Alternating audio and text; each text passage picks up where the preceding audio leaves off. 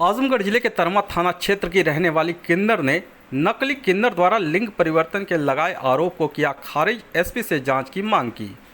बता दें कि तरमा थाना क्षेत्र के एक गांव की रहने वाली किन्नर पुलिस अधीक्षक कार्यालय पहुंच न्याय की गुहार लगाते नजर आई। किन्नर ने बताया कि क्षेत्र का रहने वाला एक व्यक्ति नकली किन्नर बनकर समाज में धन उगाही का काम करता था। इसकी जानकारी होने पर किन्नरों ने विरोध भी किया था, साथ ही थाने में रिपोर्ट भी दर्ज हुआ था। उस मामले में सुलह समझौता भी हो गया। उसके बाद नकली किन्नर बदमाशों के साथ मिलकर धमकी देने के साथ मारपीट भी किया। इधर बीच नकली किन्नर ने अपना लिंग परिवर्तन करा लिया और आरोप उन पर मढ़ दिया। कहा कि किन्नरों ने जबरदस्ती उसका लिंग परिवर्तन कराया है, जबकि ऐसा कुछ भी नहीं है। किन्नर अपने साथी के साथ एसपी कार्यालय पहुंची और पुलिस अधीक्षक को शिकायती प्रार्थना पत्र देकर मांग किया कि इस मामले की सही तरीके से जांच कर दोषियों के खिलाफ सख्त कार्रवाई की जाए, उनको परेशान न किया जाए। मामला ये है, जैसे इलाकों के लेके हम लोग मांगते खाते थे, वो नकली किन्नर बन के मांगता खाता था। हाँ, तो ये बात लेके फिर हम लोग थाने में भी FIR किए, केस किए, मुकदमा किया। मुकदमा भी वहाँ से कॉम्प्रोमाइज़ हो गया, सारा कुछ हुआ, सुलह सपाट भी हो गया। तो ये गुंडा बदमाश लेके धमकियाँ देते रहा, सब कुछ करता रहा, मारपीट भी हुई। फिर इनने ज़बरदस्ती जाके अपना सेक्स चेंज करके हम लोग का नाम ले दिया कि आप लोगों ने मेरा सेक्स चेंज करवा दिया। इसके सेक्स चेंज कराने में कोई और किन्नरों का हाथ है तो हम लोग का नाम ले रहे ज़बरदस्ती। इसकी अच्छी से अच्छी जांच हो। हम लोग SP साहब के आए अपना फरियाद लेके, तब SP साहब बोले कि ठीक है, आपके हाथ में। हम लोग ये चाहते हैं, जब हम ऐसा काम नहीं किए तो हमारे साथ ऐसा क्यों, उसकी छानबीन करा जाए, सरकार उसकी छानबीन करे, उसकी कार्रवाई करे, जो उसने किया है उसकी अपराध उसको सज़ा मिले। जब हम लोग नहीं किए तो हम लोग क्यों इतना परेशान किया कर रहे हैं लोग। आजमगढ़ जिले के परमेश्वरपुर गांव निवासी पीड़ित पति ने पत्नी द्वारा उसके अपहरण के लगाए आरोप को बताया गलत। एसपी से कार्रवाई की मांग की। बता दें कि अतरौलिया थाना क्षेत्र के परमेश्वरपुर गांव निवासी पीड़ित छोटे लाल सिंह पुलिस अधीक्षक कार्यालय पहुंच न्याय की गुहार लगाया। एसपी कार्यालय पहुंचे छोटे लाल सिंह ने बताया कि उसकी पत्नी लखनऊ के एक हॉस्पिटल में स्टाफ नर्स है।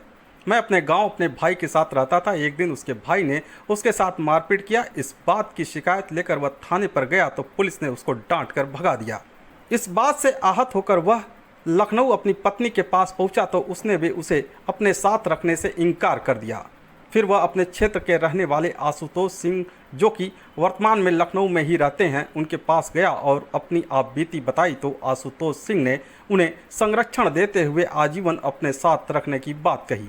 इस बात की जानकारी होने पर उसकी पत्नी ने अतरौलिया थाने में आशुतोष सिंह के खिलाफ मेरे अपहरण करने का आरोप लगाते हुए झूठी शिकायत दर्ज करा दी, जबकि ऐसा नहीं है।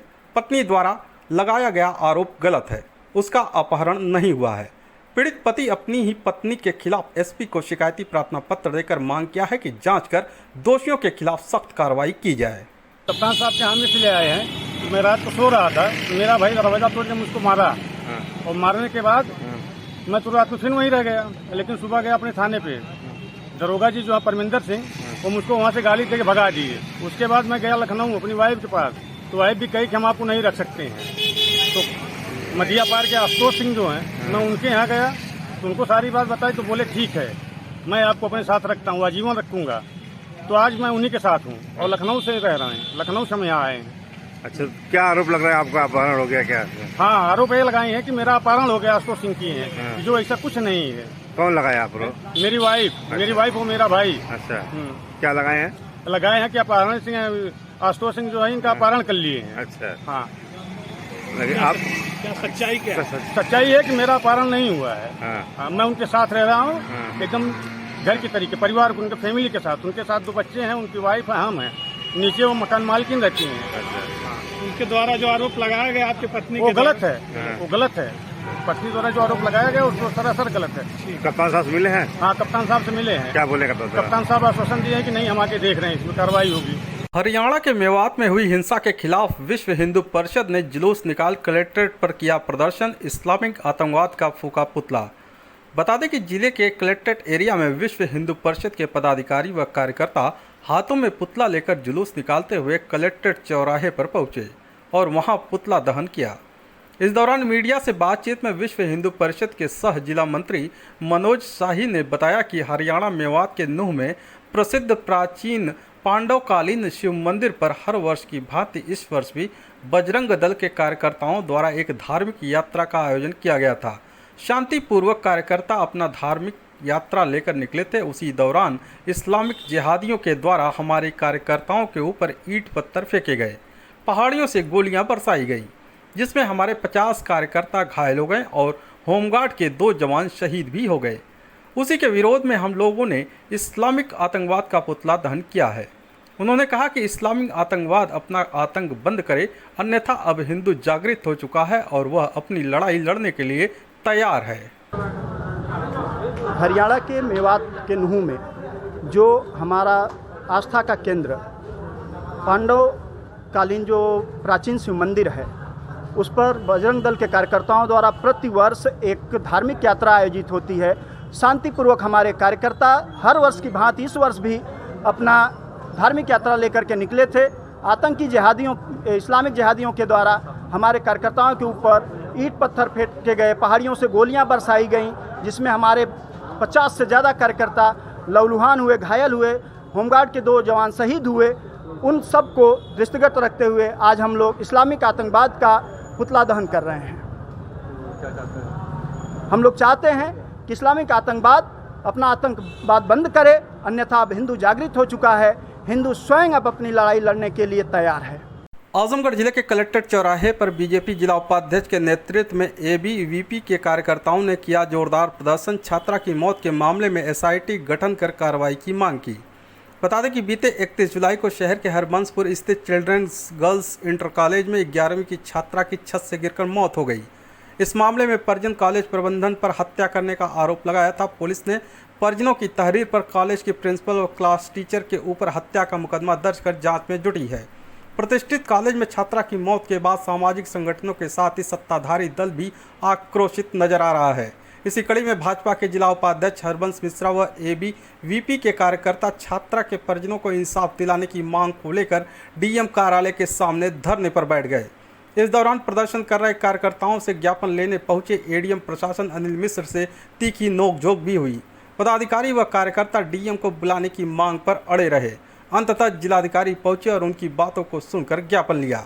भाजपा जिला उपाध्यक्ष हरबंस मिश्रा ने बताया कि जिलाधिकारी से मांग किया गया है कि एसआईटी का गठन कर जांच करते हुए दोषियों के खिलाफ सख्त कार्रवाई की जाए और कॉलेज की मान्यता को रद्द करते हुए कॉलेज को सीज किया जाए। उन्होंने कहा कि छात्रा के परिजनों को जब तक न्याय नहीं मिल जाता तब तक मुख्यमंत्री जी तक शिकायत दर्ज कराते हुए कार्रवाई कराएंगे। तो वहीं जिलाधिकारी विशाल भारद्वाज ने कहा कि दोषियों के खिलाफ विधि के अंतर्गत जो भी कार्रवाई होती है उससे करते हुए कड़ी से कड़ी कार्रवाई की जाएगी। देखिए, हम सबके घर में बच्चे हैं पढ़ने वाले, लेकिन अगर स्कूल कॉलेज प्रशासन इस तरीके से रवैया अपनाएगा तो मुझे लगता है कि हमारे मुख्यमंत्री जी का अभियान जो है बेटी पढ़ाओ बेटी बचाओ, ये कहाँ साबित होगा।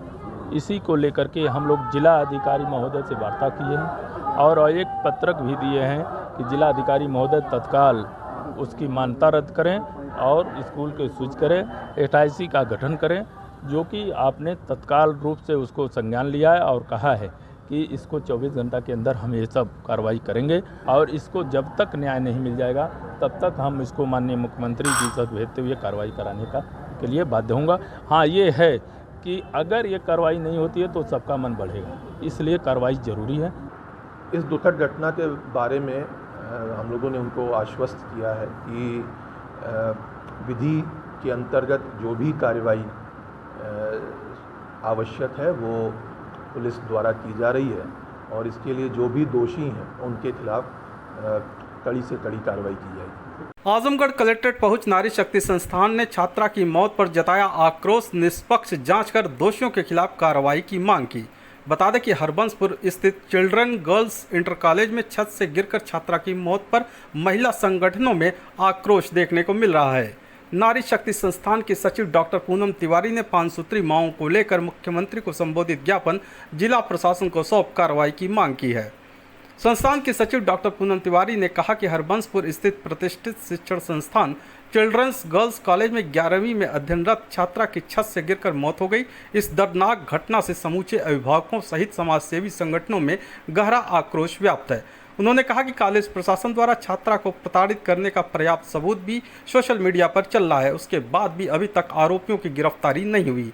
इतना ही नहीं, छात्रा के मौत के बाद कॉलेज प्रशासन ने साक्ष्य को मिटाने की कोशिश की। इससे जाहिर है कि कॉलेज प्रशासन कहीं न कहीं दोषी है। मामले की निष्पक्ष जांच करना आवश्यक है। नारी शक्ति संस्थान विद्यालय प्रबंधन के खिलाफ आवाज उठाएगा और मासूम छात्रा के मौत के दोषियों के खिलाफ कार्रवाई कराकर पीड़ित परिवार को इंसाफ दिलाने का काम करेगा। लोग चिल्ड्रन गर्ल्स कॉलेज की जो घटना हुई है उसको लेकर के डीएम को और एसपी को ज्ञापन देने आए हैं और ज्ञापन से ही काम नहीं चलेगा। केवल ज्ञापन देना है, हम संतुष्ट नहीं हैं कि ज्ञापन दे करके हम अपना काम खत्म कर लेंगे। हमें उस बिटिया को न्याय दिलाना है क्योंकि इसके साथ बहुत ही गलत हुआ है। विद्यालय परिसर में एक विद्या का मंदिर जिसको बोला जाता है, उस जगह पे वो बिटिया किस वजह से वहाँ से कूदी, किस वजह से उसने अपनी जान दी, इसका निष्पक्षता से जांच की जाए और उस पर जो भी इसमें दोषी पाए जाते हैं उनको कड़ी से कड़ी सज़ा दी जाए। और एफआईआर दर्ज की, लेकिन गिरफ्तारी तो नहीं किसी की हुई ना। बस हम यही चाहते हैं कि जो भी दोषी हों, चाहे वो टीचर हो, प्रिंसिपल हो, मैनेजर, जो भी मैनेजमेंट में हो, जो भी इसमें इन्वॉल्व हैं बच्ची, क्योंकि ऐसे कोई बच्ची सुसाइड नहीं करेगी, उसको मानसिक रूप से प्रताड़ित किया गया है। कुछ वॉइस, कुछ रिकॉर्डिंग्स हम लोग को सोशल मीडिया पर मिल रही हैं, उससे साफ पता चल रहा है। क्या पुलिस को नहीं मिल रही वो रिकॉर्डिंग? क्या पुलिस को वो नहीं दिखाई दे रहा है? हम लोग को मिल रहा है। हम लोग को बच्चे बात कर रहे हैं स्कूल के आपस में, वो सारी रिकॉर्डिंग्स मेरे पास हैं और वो साक्ष्य है। पुलिस को साक्ष्य लेना, पुलिस उस साक्ष्य के, उस एविडेंस के आधार पे बच्ची को जो है न्याय मिलना चाहिए। ये बिल्कुल, ये सारे सब कुछ वहाँ गलत हुआ है भाई। सबूत मिटा दिया गया। आप साक्ष्य मिटाने की क्या जरूरत थी आपको? आपने वहाँ से साक्ष्य क्यों मिटाया? आप अगर सही थे, आप अपनी बात रखते, आप एक प्रेस कॉन्फ्रेंस रखते, आप अपनी बात को सामने प्रेजेंट करते कि नहीं ऐसा नहीं, ऐसा होगा। आपने कुछ नहीं किया। प्रिंसिपल ने क्या बयान दिया? बिटिया क्यों सुसाइड की वो मुझे पता नहीं, उसकी मानसिक स्थिति क्या थी, क्या सोच रही थी, ये कहने से काम चलेगा नहीं। जो भी मीडिया में घूम रहा है, जो भी चीज़ें वायरल हो रही वो हम लोग के पास भी आ रही हैं, तो क्या हमारे पास आ रही है तो मीडिया, वो पुलिस प्रशासन के पास चाहते बस ये कि बिटिया को न्याय मिले। आजमगढ़ जिले के मुबारकपुर थाने की पुलिस ने पूर्व के गैंगस्टर अभियुक्त को बनकट मस्जिद के पास से पिस्टल व 5 कारतूस के साथ किया गिरफ्तार। बता दें कि पुलिस अधीक्षक अनुराग आर के निर्देश पर अपराध व अपराधियों के खिलाफ चलाए जा रहे अभियान के क्रम में मुबारकपुर थाने पर तैनात उप निरीक्षक प्रदीप कुमार मिश्र अपने हमराइयों के साथ क्षेत्र में भ्रमण पर थे कि इसी बीच मुखबिर से सूचना मिली कि पूर्व का गैंगस्टर का एक अभियुक्त बनकट मस्जिद के पास मौजूद है, जिसके पास असलहा भी मौजूद है। सूचना के आधार पर उप निरीक्षक प्रदीप कुमार मिश्र अपने हमराइयों के साथ घेराबंदी कर अभियुक्त को गिरफ्तार करने के साथ ही उसके पास मौजूद एक 9 mm का पिस्टल व 5 जिंदा कारतूस को भी बरामद कर लिया। पकड़ा गया अभियुक्त वसीम अहमद मुबारकपुर थाना क्षेत्र के बनकट गांव का निवासी है। आजमगढ़ जिले के जहानागंज ब्लॉक क्षेत्र में छात्रों ने जुलूस निकाल किया प्रदर्शन। मृतक छात्रा के दोषियों को सजा व परिवार को मुआवजा देने की मांग की। बता दें कि बीते 31 जुलाई को शहर कोतवाली क्षेत्र के हरबंसपुर स्थित चिल्ड्रंस गर्ल्स इंटर कॉलेज में 11वीं की छात्रा की छत से गिरने के बाद मौत हो गई। छात्रा के परिजन कॉलेज प्रबंधन पर प्रताड़ित करने व हत्या का आरोप लगाया था। जैसे यह खबर मीडिया के माध्यम से सभी को पता चली, पूरे जिले में कॉलेज प्रबंधन के खिलाफ आक्रोश देखने को मिल रहा है। इस कड़ी में जहानागंज ब्लॉक क्षेत्र के कई कॉलेज के छात्रों ने शहर में स्थित कॉलेज के मेन ब्रांच के सामने धरना प्रदर्शन करते हुए जुलूस निकाला और दोषियों के खिलाफ सख्त कार्रवाई करते हुए पीड़ित परिवार को मुआवजा दिए जाने की मांग की। जी मैं बीए का छात्र हूँ। जी आज हम लोगों ने अपना रैली निकाला था श्रेया के समर्थन में। हम लोग जहानागंज से होते हुए आजमगढ़ चिल्ड्रन कॉलेज पे आए, वहाँ पे धरना दिया। हम लोगों का हम लोग की मांग है कि श्रेया और उसके परिवार को न्याय मिले। हम लोग उसके समर्थन में हमेशा प्रदर्शन करते रहेंगे जब तक उसको और उसके परिवार को न्याय नहीं मिलेगा। पुलिस ने एफआईआर तो दर्ज कर दिया? जी पुलिस ने एफआईआर दर्ज कर चुकी है प्रिंसिपल के खिलाफ और टीचरों के खिलाफ। हम चाहते हैं उस पर जल्दी से जल्दी कार्रवाई हो और श्रेया के परिवार वालों को मुआवजा दिया जाए। आजमगढ़ जिले के कप्तानगंज क्षेत्र में दुष्कर्म पीड़िता के आत्महत्या के बाद पीड़ित परिवार से मिला रिहाई मंच, दोषियों के खिलाफ सख्त सजा की मांग की। बता दें कि कप्तानगंज थाना क्षेत्र में थाने में सुनवाई न होने के चलते दुष्कर्म की शिकार नाबालिग लड़की की आत्महत्या के बाद परिजनों से रिहाई मंच के महासचिव राजीव यादव और पूर्वांचल किसान यूनियन महासचिव वीरेंद्र यादव ने मुलाकात की। किसान नेताओं के प्रतिनिधि मंडल से मृतक के परिजनों ने बताया कि दुष्कर्म और थाने में सुनवाई न होने और इंसाफ न मिलने के चलते पीड़िता ने जान दे दी। परिजनों ने बताया कि दुष्कर्म के बाद आरोपियों ने जान से मारने की धमकी देते हुए कहा था कि कहीं भी जाओ उनका कुछ नहीं बिगड़ने वाला। किसान नेताओं ने कहा कि परिजनों का आरोप है कि इस घटना में पुलिस की आपराधिक भूमिका की वजह से पीड़िता की जान गई है। किस दबाव में पुलिस ने एफआईआर दर्ज नहीं किया था, क्योंकि दुष्कर्म के बाद आरोपियों ने कहा था कि कहीं भी जाओ उनका कुछ नहीं बिगड़ने वाला। इस घटना में दुष्कर्म करने वाले के साथ ही पुलिस भी दोषी है। इस मामले की उच्च स्तरीय जांच हो, दोषियों के खिलाफ सख्त से सख्त कार्रवाई हो।